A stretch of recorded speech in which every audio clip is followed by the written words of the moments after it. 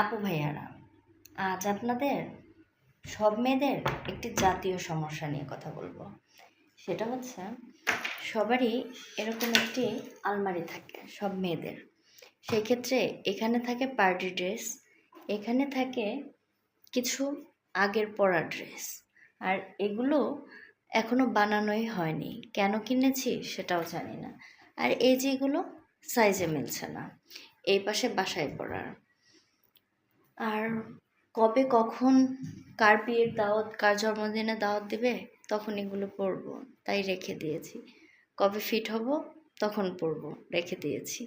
তাহলে বলেন, আমাদের ড্রেসটা কোথায় থাকে বাইরে যাওয়ার সময়?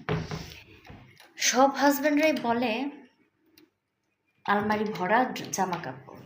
এটাই আমি বুঝাতে পারি না যে আলমারিতে কাপড় আছে তো আছে, কিন্তু বাইরে পরে যাওয়ার মতো তো কাপড় নাই। তাই তো নতুন কাপড় চাচ্ছি, সেটাই বোঝাতে পারি না। অবশেষে বাইরে তো কি করি জানেন? ড্রেস খুঁজে না পেয়ে বোরখা পরে বাইরে চলে যাই।